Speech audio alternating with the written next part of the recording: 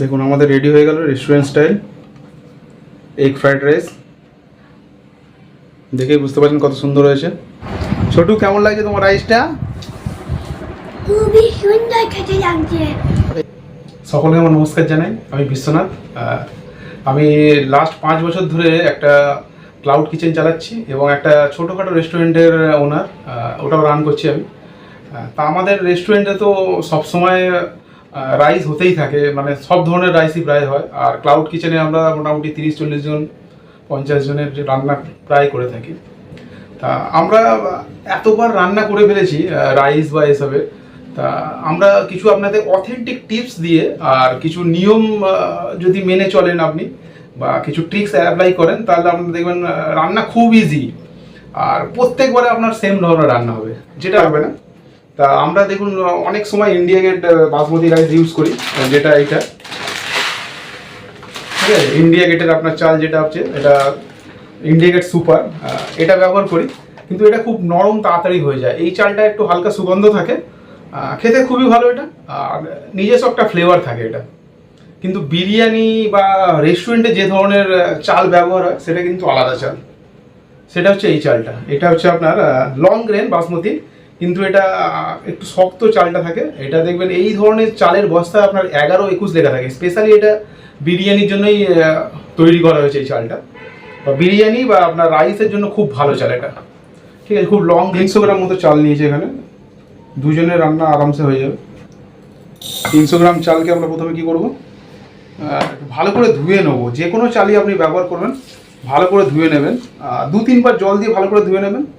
তাহলে কি হবে, চালের যে গুঁড়োগুলো থাকে দেখবেন ঘোলা হয়ে থাকে জলটা, যেই কারণে সেই গুঁড়োগুলোকে আমাদের বার করে দিতে হবে। তা নাহলে কী হবে, সেই যে চালের ধুলো বা গুঁড়োগুলো থাকে সেইগুলো যদি আমরা জলে দিয়ে দিই তাহলে কী হবে, ওটাকেই আপনার মাঠটা বা যে ভাতের মাঠটা থাকে সেটা খুব গাঢ় হয়ে যাবে এবং চালটা গলে যাবে আর জড়িয়ে থাকবে একে অপরের সঙ্গে। তাই এটাকে আমরা ভালো করে ধুয়ে নেবো জল দিয়ে। আমরা এখানে চালটা ভালো করে ধুয়ে নিয়েছি, দেখতে পাচ্ছেন। জলটা যতক্ষণ না পরিষ্কার হবে ততক্ষণ আমাদের ধুয়ে নিতে হবে চালটাকে ভালো করে। এখানে আমরা 2টো পেঁয়াজ নিয়ে নিয়েছি, একটা গাজর নিয়েছি, 2টো কাঁচা লঙ্কা নিয়েছি, আর 8-10 কোয়া মতো রসুন নিয়ে নিয়েছি, আর 1/2 ইঞ্চ মতো আদা নিয়ে নিয়েছি, একটা বড় ক্যাপসিকাম নিয়েছি। তবে এটার অর্ধেকটা দিলেই হয়ে যাবে, এত বড় দরকার হবে না। এখানে আমরা ছোটো ছোটো করে কেটে নেবো সব কটা। চাইনিজ যে কোনো ডিশে কী হচ্ছে আপনার সময় লাগে, ওটা প্রিপারেশনে, মেকিংয়ে সময় লাগে না কিন্তু। কারণ তৈরি করতে খুব কম সময় লাগে। দেখবেন বেশিরভাগ চাইনিজ খাবার ফাস্টফুড হিসাবে যে আমরা ব্যবহার করি, খাই আমরা রেস্টুরেন্টে, সেটা দেখবেন খুব তাড়াতাড়ি বানিয়ে দেয়। কারণ কি, এদের 80% সময় লাগে আপনার প্রিপারেশনে, ঠিক আছে। এবারে দেখুন আমরা মোটামুটি ছোটো করে কেটে নেবো। এটা এগ ফ্রাইড রাইস আমরা করছি। চিকেন বা আপনার মিক্স ফ্রাইড রাইস হলে তাতে আমরা একটু চিংড়ি মাছ ব্যবহার করবো, একটু চিকেন থাকবে, একটু ডিম থাকবে।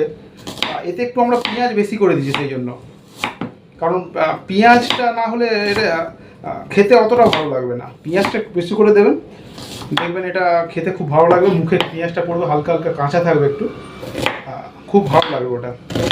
তা এটা দেখুন কীভাবে গাজর আপনি ছোটো করে কেটে নিতে পারবেন। প্রথমে আমরা কী করবো, উপর থেকে এরকম করে কেটে নেবো একদিকে, তারপরে ঘুরিয়ে নেবো। ঘুরিয়েও কী করবো, এইভাবে চেপে চেপে কেটে নেবো। এটা খুব ছোটো ছোটো হবে আর চৌকো চৌকো হবে।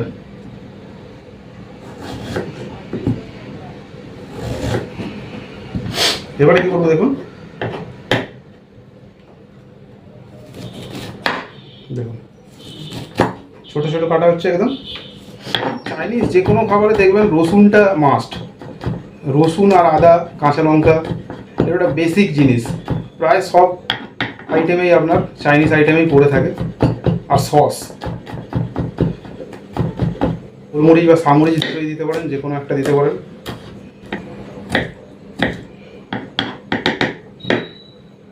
আমাদের প্রিপারেশান প্রায় শেষ। আমি গোলমরিচ কিছুটা গুঁড়িয়ে নিয়েছি, ওই 1 চামচ মতো হবে। এটা ডিম ভাজার সময় ব্যবহার করবো আমরা, আর আপনার রাইস হয়ে যাওয়ার পরে ওটা ব্যবহার করব। চালটা পারফেক্ট হওয়ার জন্য আমাদের একটু জল বেশি করে ব্যবহার করতে হবে।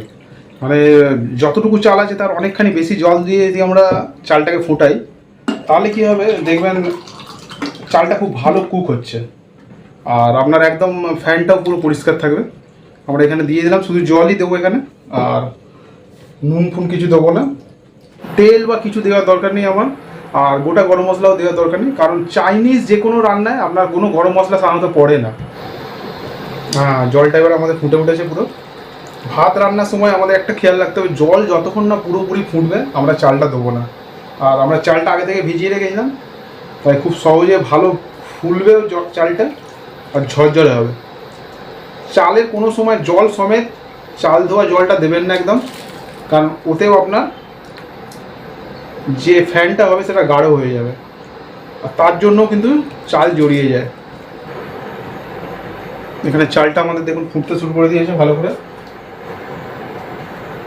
আপনারা যদি অনেকজনের জন্য রান্না করেন, ধরুন 20 জন 15 জন, তা সেই অনুযায়ী আপনার কত চাল লাগবে সেটা আমি বলে দেবো, যদি কমেন্ট করে জানান।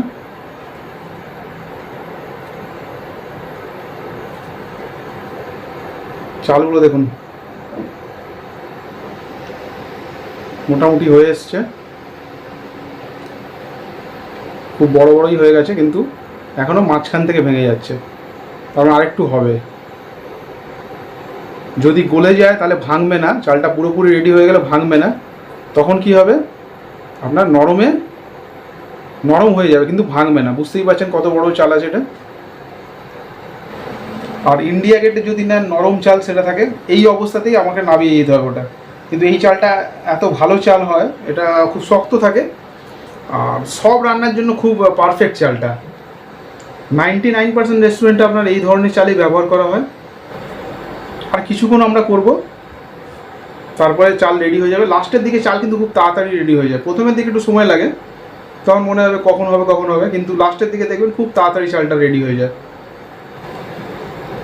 এখনও গরম আছে, 95% হয়ে গেছে রেডি। এবার আমরা চালটাকে নামিয়ে নেব। আমরা বিরিয়ানি বা কিছু করলে এরকম এইভাবে করলে কী হবে, চালটা আপনার ভাঙার সম্ভাবনা খুব কম থাকবে, কারণ এটা আপনার নাড়ানো হচ্ছে না বেশি, আস্তে করে তুলে নেওয়া হচ্ছে। একটা বা দুটো ডিম দিয়েই হয়ে যাবে, কোনো ব্যাপার নয়। সামান্য তেল দিয়ে দিলাম এর জন্য প্যানে, আমরা এতেই ডাইরেক্ট করে নিচ্ছি। আমি ডিম অনুযায়ী খালি নুনটা দেবো, নুনটা ছড়িয়ে দিলাম, মরিচ গুঁড়ো খালি দিয়ে দেবো, এতে ফ্লেভারটা খুব ভালো আসে। খুব বেশি ভাজবো না, বেশি ভাজলে কী হবে জুসিনেসটা ডিমের কমে যাবে। দেখুন এই শক্ত হয়ে গেল ডিমটা, ব্যাস আর বেশিক্ষণ করবো না আমরা।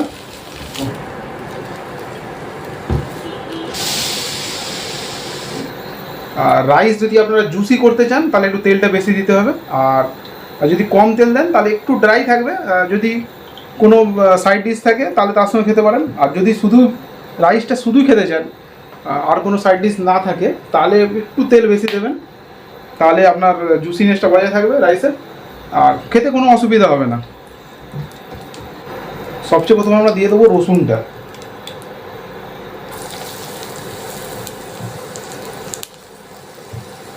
রসুনটা দিয়ে দিলাম, রসুনটা একটু হচ্ছে, সামান্য হবে, বেশিক্ষণ দরকার নেই, সামান্য হলো। তারপরে দিয়ে দেবো আদা, কাঁচা লঙ্কা,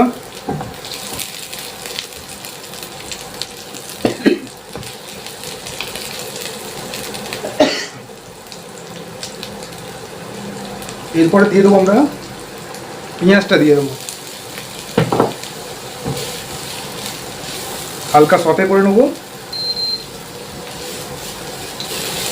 বাচ্চারা যদি খায় কাঁচা লঙ্কাটা বাদ দিতে পারেন, কাঁচা লঙ্কাটা দেওয়ার দরকার নেই, কারণ আমরা গোলমরিচ ব্যবহার করবো সামান্য,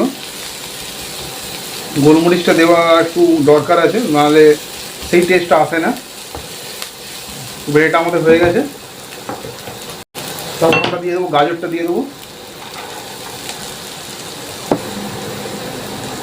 এরপর আমরা ক্যাপসিকামটা দিয়ে দিচ্ছি। দোকানে তো সাধারণত আমরা চাইনিজ কড়া যে ব্যবহার করে থাকি, পাতলা কড়াটা, তাতে খুব তাড়াতাড়ি রান্না হয়ে যায়, কারণ হিট খুব বেশি থাকে দোকানের উনুনগুলো বা রেস্টুরেন্টের উনুনে, আর পাতলা কড়া থাকে, তার ফলে 30 সেকেন্ডের মধ্যেই ওরা রান্না করে ফেলে মোটামুটি। আমার চ্যানেলে আরেকটি ভিডিও আছে, আপনি দেখতে পারেন আপনারা, যেখানে আমি রাইস বানাচ্ছি, চিকেন রাইস ছিল ওটা। সবজি আমাদের মোটামুটি ভাজা হয়ে গেছে। এবারে আমি একে একে তো জিনিসগুলো দিয়ে দেবো। প্রথমে যে রাইসটা করেছিলাম, আমরা প্রথমে ভাতের নুন দিইনি, তা সেই হিসাবে নুনটা এখানে দিয়ে দেবো। সামান্য সয়া সস দেবো, একটুখানি ভিনিগার, সামান্য আজিনামোটো। এটা অপশনাল, আপনি দিতেও পারেন, না দিতেও পারেন, কোনো অসুবিধা নেই। আর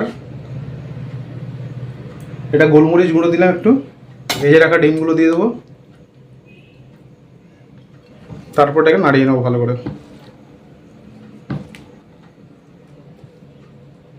সবজিগুলো ভালোভাবে যাতে পুরোপুরি মিশে যায় সেটা আমরা খেয়াল রাখতে হবে। আশা করি আমার উপস্থাপনা আপনাদের ভালো লাগলো। যদি ভালো লেগে থাকে একটা লাইক দয়া করে করবেন। থ্যাংক ইউ, অনেক ধন্যবাদ, নমস্কার।